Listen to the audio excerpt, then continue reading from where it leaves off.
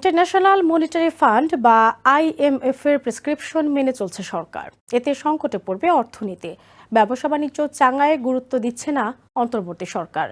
শনিবার BCI এর এক সংবাদ সম্মেলনে এসব কথা বলেন সংগঠনটির সভাপতি আনোয়ারুল ইসলাম চৌধুরী পারভেজ। এদিকে রাজধানীর মতিঝিলে FBCCI এর এক আলোচনা সভায় জ্বালানি উপদেষ্টা মোহাম্মদ ফাউজুল কবির খান জানিয়েছেন, এখন থেকে জ্বালানি খাতের সব প্রকল্প উন্মুক্ত প্রতিযোগিতার মাধ্যমে করা হবে। অন্যদিকে বাংলাদেশ আমেরিকা থেকে 50 লাখ মেট্রিক টন LNG আমদানি করতে যাচ্ছে। ধারাবাহিকভাবে কমছে শিল্প উৎপাদন, পিছু ছাড়ছে না অনিশ্চয়তা, অর্থনীতি চাঙ্গায় নেওয়া হচ্ছে না কার্যকর উদ্যোগ। অর্থনীতির সার্বিক অবস্থা নিয়ে শনিবার দুপুরে Bangladesh chamber of industries BCI এর এক সংবাদ সম্মেলনে সংগঠনটির সভাপতি আনোয়ারুল ইসলাম চৌধুরী পারভেজ বলেন, নীতি সুদ হার বাড়ছে, ঋণপত্র বা LC-তে আনা হয়েছে নিয়ন্ত্রণ, মূল্যস্ফীতি বৃদ্ধির ফলে কমছে চাহিদা।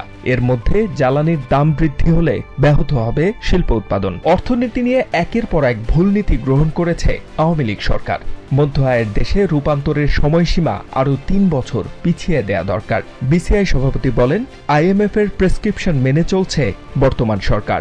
IMF এর প্রেসক্রিপশন দিয়ে যেইভাবে সরকার চালানোর চেষ্টা করছে, আমাদের যে বর্তমান যে অবস্থা, সেখানে কিন্তু এই প্রেসক্রিপশনে কাজ হবে না। এদিকে রাজধানীর মতিঝিলে FBCCI এর এক আলোচনা সভায় বিদ্যুৎ, জ্বালানি ও খনিজ সম্পদ মন্ত্রণালয়ের উপদেষ্টা মোহাম্মদ ফাউজুল কবির খান জানিয়েছেন, এখন থেকে জ্বালানি খাতের সব প্রকল্প উন্মুক্ত প্রতিযোগিতার মাধ্যমে করা হবে। এছাড়াও গ্যাসের দাম বৃদ্ধি নিয়ে জ্বালানি উপদেষ্টা বলেন, গ্যাসের মূল সংকট হচ্ছে যোগান ও চাহিদা। একদিকে গ্রাহক গ্যাস বিদ্যুতের দাম কমানোর চাপ দিচ্ছে, অন্যদিকে দাম বাড়ানোর কথা বলছে আরেকটি পক্ষ।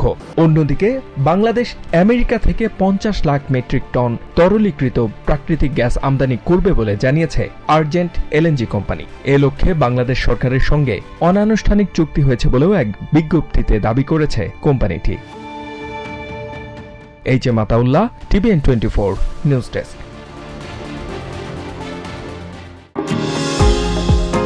নিউ ইয়র্ক থেকে সম্প্রচারিত TVN 24 টেলিভিশন বিশ্বজুড়ে বাঙালির কণ্ঠস্বর।